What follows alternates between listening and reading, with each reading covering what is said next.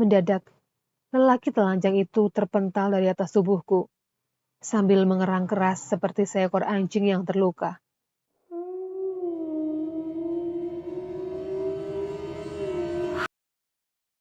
Kehidupan rumah tanggaku awalnya baik-baik saja.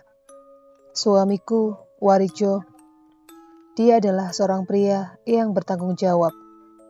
Dia juga ayah yang baik dan sangat penyayang kepada ketiga anaknya. Suatu ketika, kami harus pindah dari Surabaya ke Palembang. Maklumlah, Mas Warijo dimutasi ke kantor cabang perusahaan tempatnya bekerja, dengan posisi dan jabatan juga gaji yang tentu saja lebih baik dari sekarang. Semula kami berharap kami akan mendapatkan kehidupan yang lebih bahagia. Namun justru di kota empe-empe inilah tragedi itu berawal. Tragedi ini bermula dari vonis kanker otak terhadap anak kami yang ketiga, yang bernama Bambang. Kala itu Bambang berusia 3,5 tahun. Kenyataan ini sungguh memukul batinku dan juga suamiku. Sejak si bungsu divonis mengidap kanker otak, kulihat Mas Warijo sering melamun seorang diri. Memang dibanding kedua anaknya yang lain, Mas Warijo jauh lebih sayang kepada si bungsu. Sebab sejak bayi merah, anak ini memang sering sakit-sakitan, sehingga membutuhkan perhatian ekstra dari kami. Mungkin karena itulah tumbuh kasih sayang yang sangat besar dari kami berdua. Apalagi Mas Warijo yang pernah menyebut Bambang sebagai anak yang akan memiliki banyak keajaiban. Sebab ketika aku masih mengandung Bambang, Mas Warijo mengaku dia sering bermimpi ditemui oleh seorang kakek bersorban putih yang mirip dengan sosok wali yang menitipkan anak kepadanya. Namun mimpi hanyalah mimpi. Kenyataannya tetap berbicara lain. Meskipun biaya pengobatan si kecil ditanggung oleh asuransi kesehatan dari perusahaan tempat Mas Warijo bekerja, namun karena penyakit yang diderita oleh Bambang relatif langka dan sulit disembuhkan, maka usaha kami membawanya berobat ke berbagai rumah sakit ternama di kota Palembang sepertinya sia-sia belaka. Bila sedang kumat, si kecil Bambang sering jatuh pingsan, dan kami tak bisa berbuat apa-apa, kecuali hanya membawanya ke rumah sakit untuk sekedar mendapatkan penanganan gawat darurat. Kami hampir putus asa menghadapi keadaan si bungsu. Puncaknya pada musim liburan Hari Raya tahun 2005 silam, kami sekeluarga memutuskan untuk mudik ke kampung halamanku di Wonogiri, Jawa Timur. Selain ingin berlebaran bersama keluarga, rencananya kesempatan ini juga akan kami gunakan untuk mencari cara alternatif demi mengobati penyakit Bambang. Manusia hanya bisa berencana, sedangkan Tuhanlah yang menentukan. Dan itulah yang terjadi.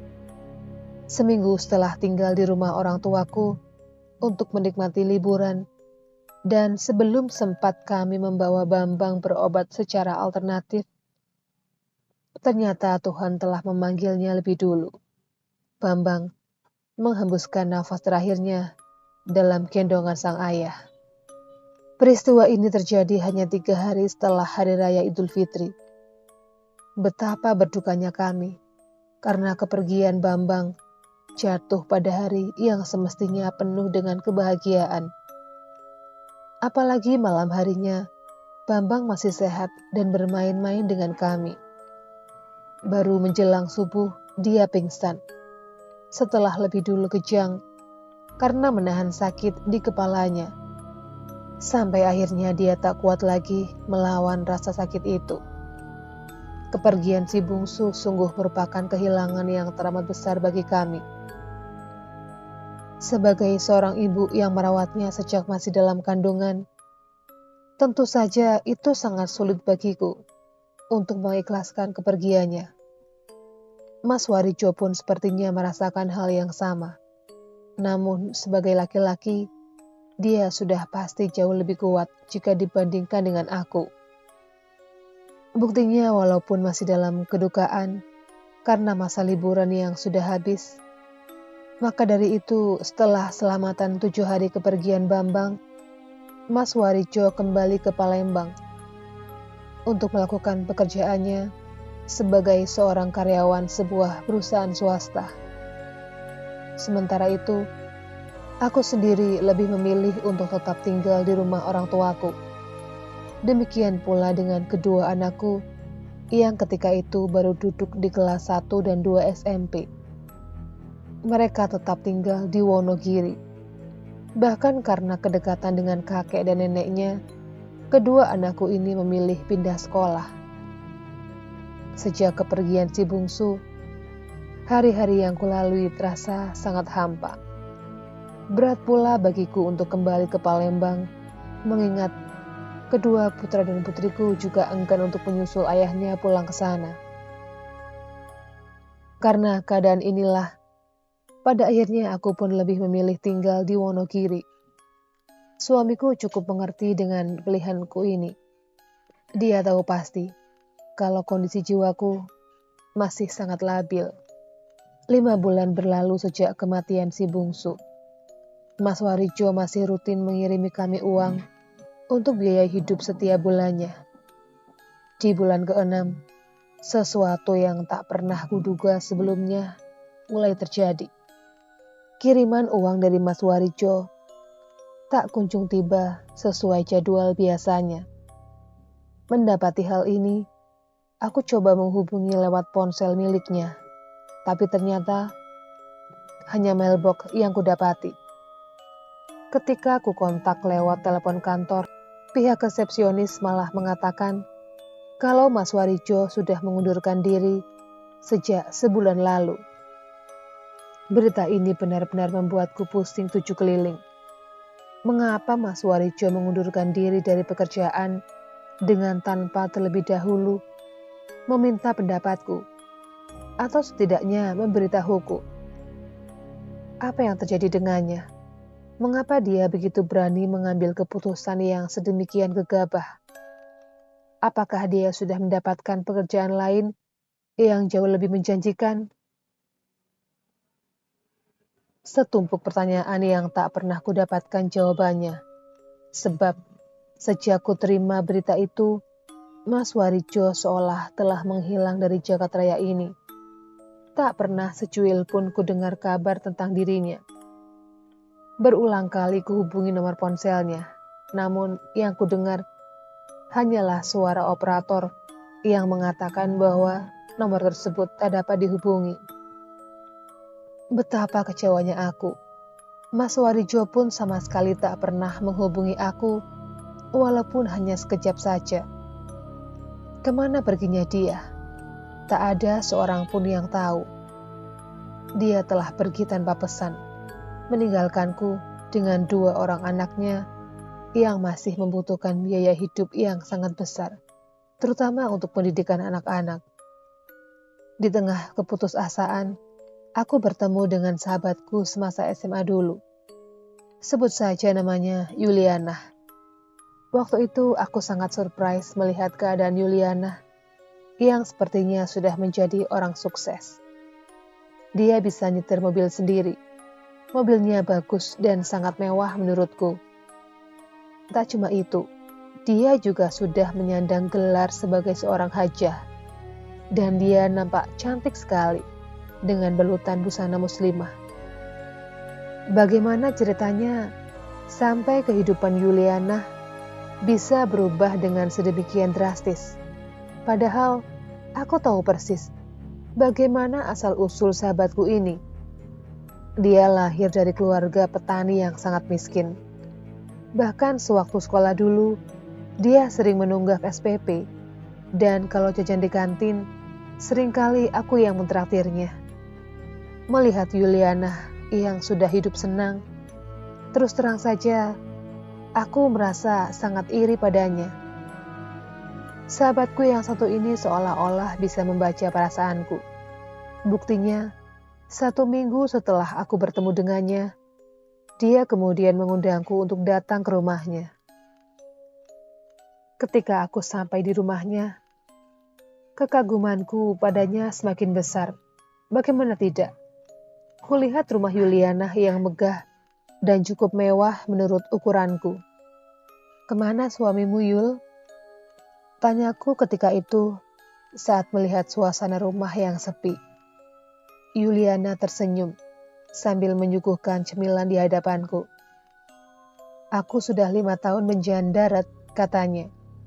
Mendengar jawabannya, aku merasa sedikit tak enak hati. Namun Yuliana sepertinya tak merisaukan pertanyaanku barusan. Nyatanya dia segera menyambung penjelasannya. "Suamiku selingkuh, jadi kupikir ya mending bercerai saja. Lagi pula sekarang ini keadaanku juga sudah cukup mapan. Karena itu meskipun mantan suamiku sering meminta ingin kembali, tapi dengan tegas aku menolak. Apalagi kedua anakku juga sudah besar. Mereka tidak pernah menanyakan bapaknya. Dan aku merasa cukup bahagia meskipun tanpa suami." "Oh ya, bagaimana keadaan rumah tanggamu, Retno?" tanya Juliana. Karena dipotong pertanyaan seperti itu, akhirnya tanpa tedeng aling-aling, aku ceritakan bagaimana kisah yang aku alami. Sebagai sahabat, sepertinya Yuliana sangat tersentuh mendengar ceritaku. Dia berkata setelah menyimak ceritaku, "Aku ini tetap sahabatmu, Retno. Karena itu, aku juga ingin melihat hidupmu bahagia. Masalahnya, apakah kamu mau melakukan solusi yang akan kuberikan? Dan apakah kamu akan percaya?" "Seperti apa solusi yang kamu tawarkan itu, Yul?" Aku balik bertanya. "Kamu harus kawin dengan genderuwo," jawabnya. Betapa terkejutnya aku mendengar jawaban dari mulut sahabatku ini.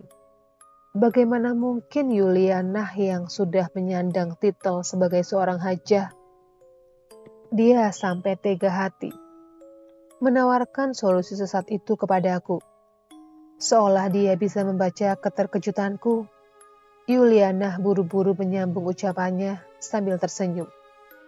"Kamu jangan buru-buru berpikiran negatif. Kamu pasti menyangka ini semacam pesugihan, kan?"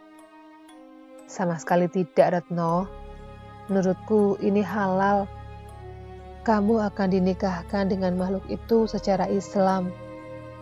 Selama kamu jadi istrinya, genderuwo itu akan menafkahi kamu lahir dan batin. Bila kamu sudah merasa punya cukup modal, kamu bisa cerai dengan dia. Dan yang paling penting, ritual ini tidak ada tumbal macam-macam. Asal kamu tahu saja, aku bisa seperti ini juga karena melakukan ritual itu. Setahun lalu, aku minta cerai, sebab aku sudah merasa punya cukup modal untuk usaha sendiri. Genderuwo itu bersedia menceraikanku, dan sekarang hidupku tenang, sebab aku juga bisa menjalankan ibadah." Setelah mendengar penjelasan Yuliana seperti itu, aku pun mulai tertarik untuk mengikuti jejaknya. Terlebih lagi kehidupan kala itu memang sangat susah. Bapakku yang selama ini menjadi tulang punggung keluarga sudah berhenti bekerja karena penyakit diabetes yang merongrong tubuhnya. Belum lagi aku juga harus memikirkan biaya sekolah dan masa depan anak-anakku.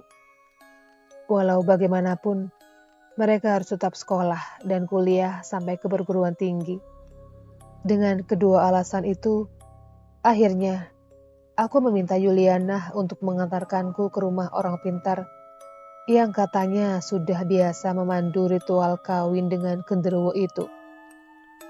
Singkat cerita, Yuliana mempertemukanku dengan Ki Badrowi. Sebut saja namanya begitu.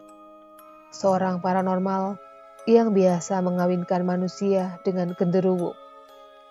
Setelah mendengarkan penjelasan tentang keinginanku yang disampaikan oleh Yuliana, Ki Badrowi mengaku bersedia membantu. Tetapi aku diminta untuk mempersiapkan semua perlengkapannya, seperti apel jin dan berbagai sarana lain untuk selamatan ritual perkawinan itu nantinya. Yuliana juga bersedia membantuku menyediakan semua keperluan itu. Benar juga kata Yuliana, ritual perkawinan itu memang seperti halnya prosesi perkawinan dalam aturan hukum Islam. Artinya, ada saksi, penghulu, wali, pengantin, dan juga ada ijab kabul. Bahkan juga mas kawin berupa cincin emas seberat 1 gram. Untuk wali langsung diwakilkan oleh Ki Badrowi, sebab ayahku memang tidak mungkin bisa dihadirkan. Jadi dalam prosesi pernikahan itu, Ki Badrowi bertindak sebagai wali sekaligus penghulunya. Karena mempelai lelaki ini tak bisa dilihat oleh mataku, maka proses ijab kabul pun sangat janggal menurutku. Sama sekali tidak ada ucapan akad nikah. Meskipun kemudian wali dan saksi langsung mengesahkannya. Yang juga terasa aneh, setelah prosesi pernikahan selesai, Yuliana berbisik di telingaku. Suamimu itu tampan sekali, Retno. Kau beruntung mendapatkannya. Tampan. Bagaimana mungkin Yuliana mengatakan ini kepadaku? Padahal aku sama sekali tidak bisa melihat keberadaan suamiku itu. Apakah memang Yuliana bisa melihat perwujudannya sehingga dia bisa berkata demikian? Aku tak tahu pasti. Yang jelas, aku meyakini kalau Yuliana hanya membohongiku.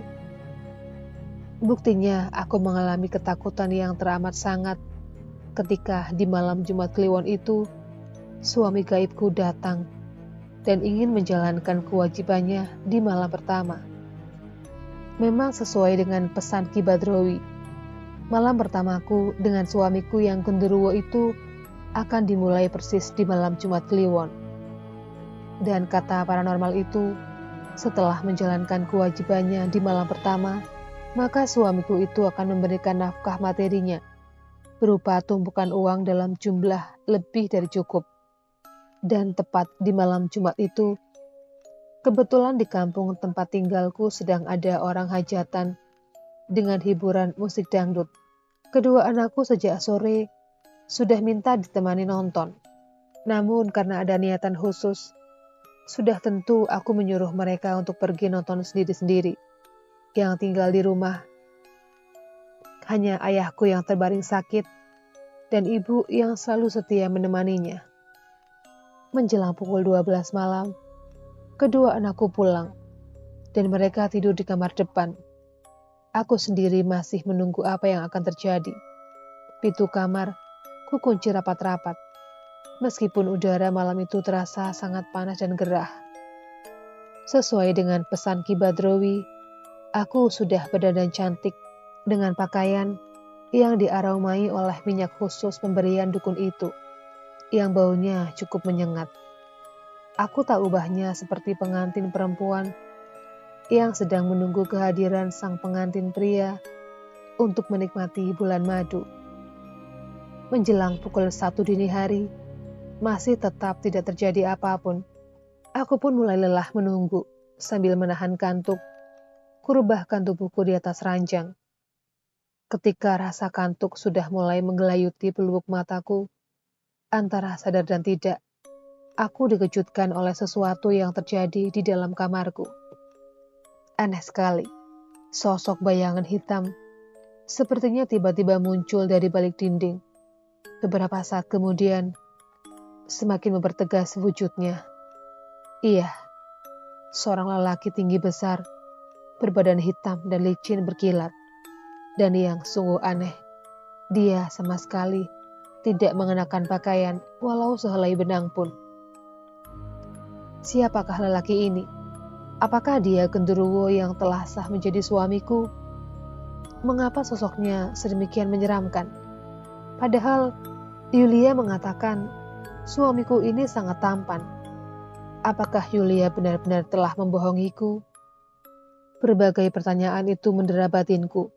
Kulihat lelaki bugil itu berdiri sambil memandangi tubuhku. Kemudian pelan-pelan dia menunduk dan tangannya menyentuh pipiku. Aku bergidik dan berusaha berontak. Namun anehnya, seketika itu tubuhku berubah sangat kaku, seperti terpasung oleh sesuatu kekuatan gaib. Dengan sangat ketakutan, aku hanya bisa pasrah menghadapi sentuhan makhluk itu. Setelah dia menyentuh pipiku, kemudian dia mengendus aroma rambutku yang tergerai.